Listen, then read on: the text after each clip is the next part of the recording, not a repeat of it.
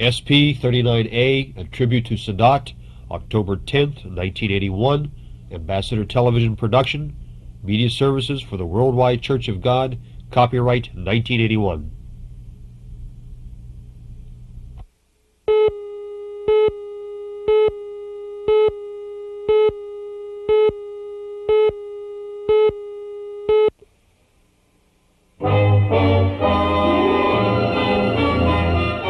The World Tomorrow.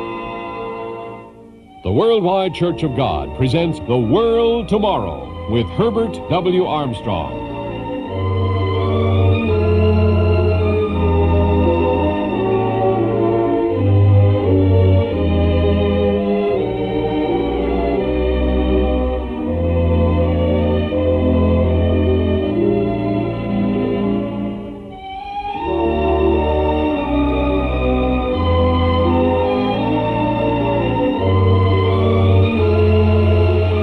Ladies and gentlemen, Herbert W. Armstrong. On Tuesday, October 6, 1981, in a matter of moments, the entire course of world history suddenly was changed. The assassination of President Anwar Sadat of Egypt, following closely as it did on the attempted assassinations of President Ronald Reagan of the United States and Pope John Paul II, ought to warn you and me and the entire world that we stand now in danger of the nuclear war that can blast all humanity out of existence, can assassinate every one of us. We're in a time of violence, and it's multiplying and it's increasing. Right now, the trouble spot of the entire world is the Middle East, and it will be from now on. Keep your eye on the Middle East. I last met privately with President Anwar Sadat in November of 1980. Now, I want to show you portions of a pre-recorded, televised meeting that I had with President Sadat in the Giza Palace in November of 1980. But first, I would like to give you a brief overview of events that led up to the present boiling cauldron of trouble in the Middle East. The trouble spot now of the entire world. It all started nearly 4,000 years ago with a controversy and a jealousy of two women over one man. The ancient Abraham of the Bible, nearly 4,000 years ago, was childless. His wife, Sarah, was barren. She brought to Abraham her maid, asking Abraham to have a son by her maid Hagar. Hagar bore a son, Ishmael. Ishmael became the father of 12 dukes, and those 12 dukes did become the father of the entire Arab world of today. The Arabs are descended from those 12 dukes. Afterwards, Abraham, when he was 99 years old and his wife Sarah was 90, by a divine miracle from God, Sarah had a son, Isaac. Isaac was the father of all of the tribes of ancient Israel and of the Jewish nation that we call Israelis over there today. Actually, they are the people of Judah. But now, let me get you to some of the recent events. Of course, there has been struggle from the Israelitish people and the Arabs ever since down to our day. But after 4 wars, in November 20th, 1977, President Sadat, instead of declaring war, this time changed to declaring peace. He took everything into his hands. He risked his life. He literally risked his life, and he paid his life in this assassination. He was the leader of the Arab world. The Arab Union had its headquarters in Cairo. President Sadat had the vision and the courage, as very few men in the world have had, to brave the hostility of the entire Arab world, which he really headed, to go to Jerusalem on a mission of peace and speak before the Knesset in Jerusalem, Israel. The Camp David meetings resulted from that. After the Camp David meetings, Prime Minister Begin had offered to return the Sinai Peninsula back to Egypt. Now, in November 1980, I visited privately with both President Sadat and with Prime Minister Begin. I spoke to a large audience in Cairo, and after that I had a meeting with President Sadat in the Giza Palace in Cairo.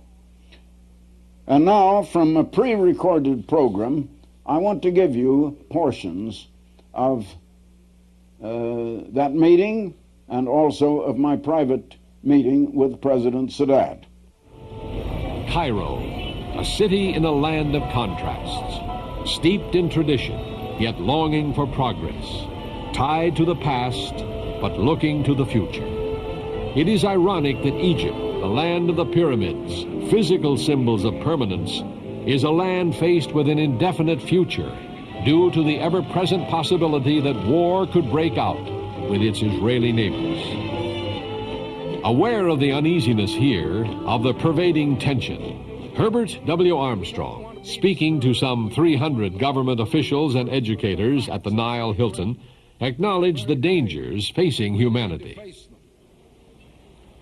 I'm not going to speak to you very long tonight, but I'm going to speak plainly, because the time has come for very plain speaking, and I've come a long way to bring you this message.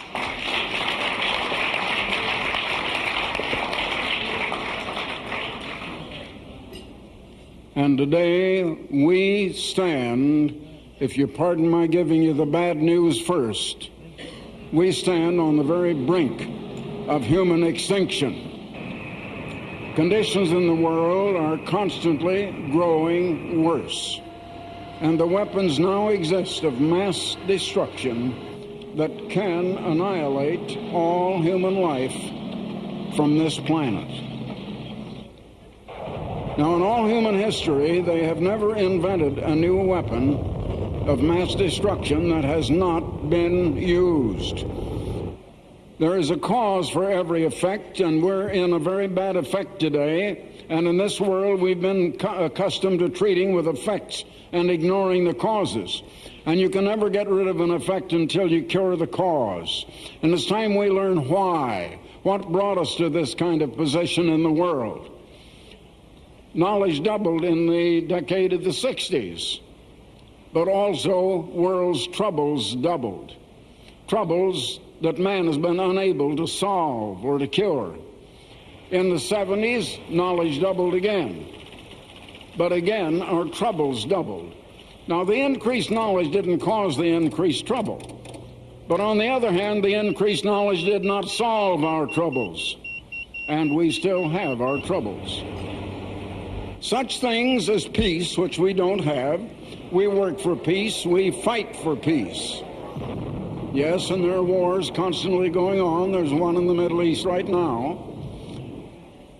But peace and happiness, contentment and joy, and abundant well-being that is universal for all of us, those are spiritual qualities. They're not physical qualities, they're spiritual. And we don't seem to realize that. There is a basic spiritual law, and it is in motion. That law could be stated as the principle of outgoing love toward others. I simplify it by calling it the way of give. Now, that is the way of cooperation instead of competition. It is the way of helping, of serving. I simplify it by calling that the way of give, because people can understand that word so well. But the opposite, the transgression of that way, is the way of get. And that's the way this world is living. This world is living the way of get. I love me, and I don't care about you except what I can get from you or take away from you. So the get way is the way of vanity, trying to exalt ourselves, the way of coveting, of lust and greed, the way of envy and jealousy toward others, the way of competition and strife that leads to violence and war. Having delivered the message of the root cause of humanity's problems to an audience of leading Egyptians, Mr. Armstrong then departed for Israel to continue his Middle East trip. When the Gulf Stream II touched down, this flight became the first since the Six-Day War to go directly from Cairo to Jerusalem. Jerusalem, the home of virtually all holy sites of the three major faiths, the Muslim Dome of the Rock, the Jewish Western Wall, commonly known as the Wailing Wall, and the Christian Church of the Holy Sepulchre, are all located within Jerusalem's walls. The city was divided prior to the Six-Day War, and Arab passions were inflamed when Israel took control. Since then, there has been Arab talk of a holy war to regain possession of that part of Jerusalem known as the Old City. Therefore, the present peace is an unstable one. Into this center of age-old animosity, Herbert W. Armstrong brought a message of peace. Speaking to a banquet at the King David Hotel that overlooks the west wall of the Old City, Mr. Armstrong again contrasted the two philosophies of life. Mr. Armstrong concluded his Jerusalem visit with a private meeting with Prime Minister Menachem Begin. During their discussion, Prime Minister Begin gave Mr. Armstrong a personal message to carry to President Sadat of Egypt, with whom Mr. Armstrong was to meet 8 days later.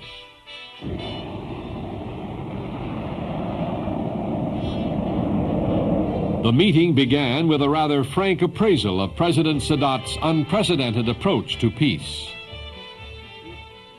Mr. President, I want to say one thing right straight from the heart. I respect and admire you more than I can tell you. Because you have risked everything in an effort for peace. And your heart has to be in it, and it has to be genuine. And not many will do that. I meet heads of state all over the world, but I have not known one that would risk what you did of acquiring the enmity of the Arab world in order to have peace. Now that takes courage, and you have it. Thank you very much. Thank you. President Sadat's spirit of self-sacrifice, already demonstrated in the peace initiative, is clearly reflected in his response to Mr. Armstrong's message. There are two philosophies of life. There are only two ways of life. Everything in general will fall into one or the other category, and they go in opposite directions. And the one I term in simple language give. The other is get. Now, give merely means outflowing love toward others. But I put in just simple language of give and get. The world is geared to get. Everything is get. It's in business, it's in athletics. Right. And it's in politics. Right. And it's in society. Right. And it's just in every segment of life. Well, I learned this philosophy of give and get. And I tell you what it is, just my way of stating the law of God. And I think the personage I mean by God is the same personage you mean by Allah. Isn't that correct? Exactly. And that is his law. And you could express it in the more religious language of love, which is outflowing. But I just take it in the more secular word of give and get. And I think that makes it plain to people in all walks of life, whether they are of whatever religion or of no religion. And it expresses the principle of a way of life. It's just a general attitude of mind, an attitude we have toward one another and toward other people. It was at this meeting that President Sadat unveiled a bold new undertaking for the cause of world peace, a proposed $70 million World Peace Center to be built at the base of Mount Sinai. Impressed by the significance of such a monument, Mr. Armstrong offered both moral and financial support for the venture. Even with the vision and personal sacrifice manifested by President Sadat and Prime Minister Begin in their efforts to defuse the many centuries of animosity, a great number of problems remain to be solved before real peace in the Middle East can be a reality. The Palestine problem continues to be stalled in the on-again, off-again autonomy talks. The Arab world also demands that East Jerusalem be returned to Arab sovereignty.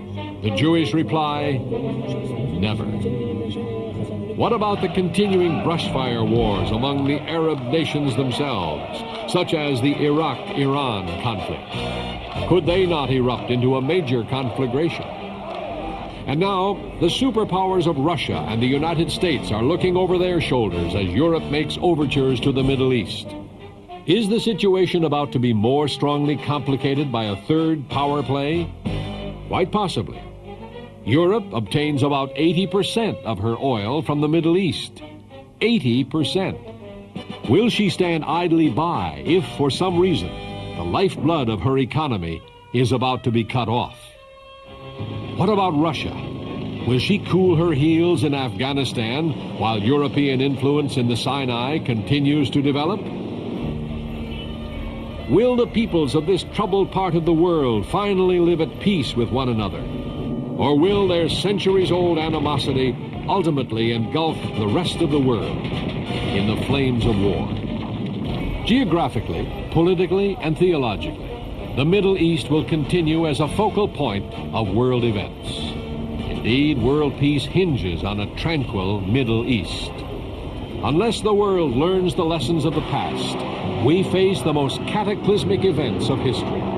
But if it doesn't, will humanity survive? The answer is in the message proclaimed by Herbert W. Armstrong, Ambassador for World Peace. Every trouble, every bit of woe and unhappiness and suffering in this world has come from living the way of get. Now, we're not going to have a better world until we get off of that way of get and get on to the way of give. We're not going to do that ourselves.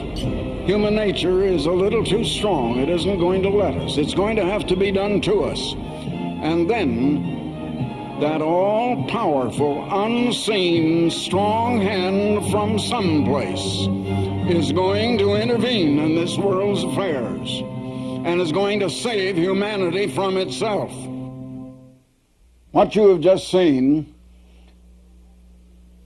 was from a previously recorded television program of those meetings in November 1980 in the Middle East. Now, the Camp David talks brought the United States into the Middle East controversy. We have become absolutely a part of it. The Middle East is the center of world troubles from now on and will be, right up to the war and the final battle of Armageddon at the end of this present world, and at the time of the second coming of Christ to bring us peace. Another thing that was not recorded in the program that you just saw, I was mentioning to President Sadat how world peace will come, and how the God we both believe in is going to send the coming King of Kings and Lord of Lords to set up world peace on this earth. That is going to happen. Now, all of this is recorded in your Bible in prophecy.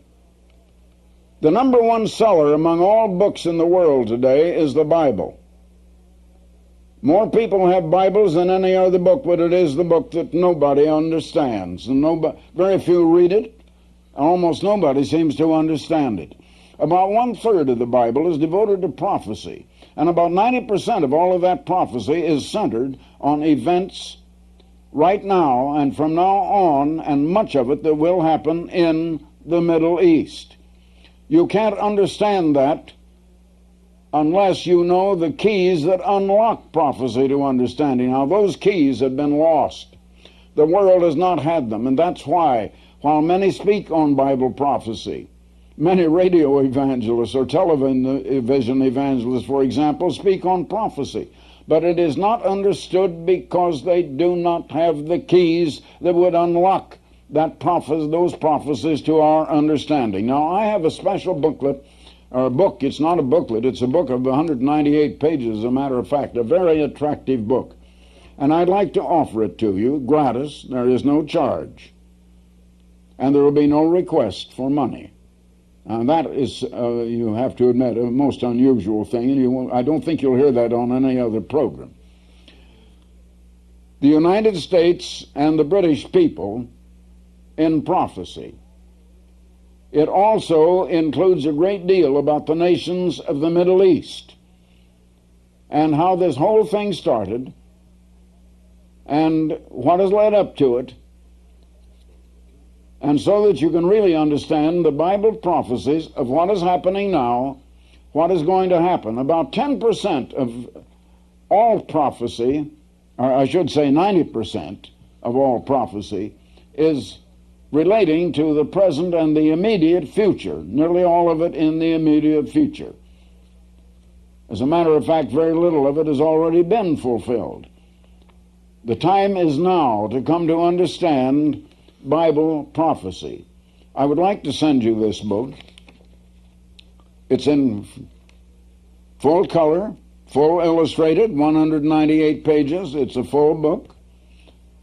I don't know anyone else that is offering you that kind of literature, of that character, and of that quality, gratis, and with no request for money.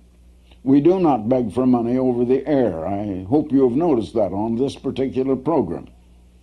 Now, along with it, we will also send you, if you're not already a subscriber, a sample copy of the Plain Truth magazine. I happen to have here a copy of the Plain Truth. It's a back number at the time that published shortly after my visit to the Middle East in November of 1980, and it has a picture of Mr. Sadat and Mr. Begin on the front cover. And beside it was my second visit with President Sadat, incidentally, and I've had a number of visits with Prime Minister Begin of Israel, and we have become very good friends, as well as other leaders in Israel, and also other leaders of other Arab nations that have become friends of mine, or that I've become friends of theirs. And incidentally, the Israelis know of my friendship with the Arabs, and the Arabs know of my friendship with the Israelis, because I too am working for world peace.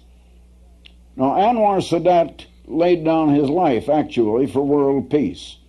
When he took that trip back in 1977 to Jerusalem to speak before the Knesset, he was braving things that very few can realize or understand, and it finally did cost him his life. That's precisely what caused it. He laid down his life for peace. He didn't understand the Bible. He was more familiar with the Quran. However, he was a courageous man, and he was working for world peace.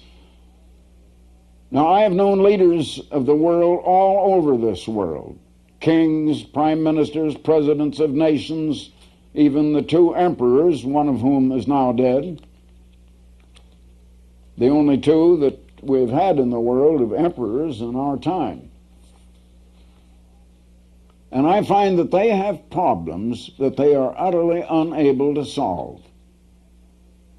Absolutely unable to solve, clear beyond them.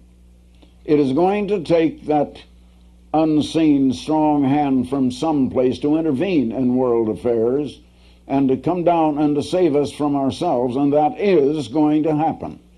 I think you need to understand this booklet, and you need to subscribe to the Plain Truth. We'll send you a sample copy. and you can have a full year's subscription, no subscription price. The Plain Truth is an utterly unique magazine. There's nothing else like it. It's a very high-class magazine in full color, and it brings you the meaning behind today's world news, as no other magazine in the world does. It's a magazine of now just approximately 4 million copies of circulation in English, in French and German, Dutch and Spanish. It's one of the mass circulation magazines of the world, and yet it is unique in that it does bring you world news before it happens. We have editors and we have analysts who travel all over the world into world capitals. In our editorial offices, we have the teletypes of at least 3 of the press services clicking off 24 hours a day, just the same as they have in the newspapers and in the news bureaus or news departments of the networks and of many television stations. We have analysts. We have men who are watching world conditions and analyzing them. We have men who understand biblical prophecy and are viewing these things in the light of biblical prophecy.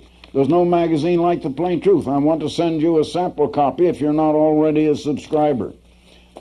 At least 12 million people are enjoying The Plain Truth, and I hope that you will be one of them.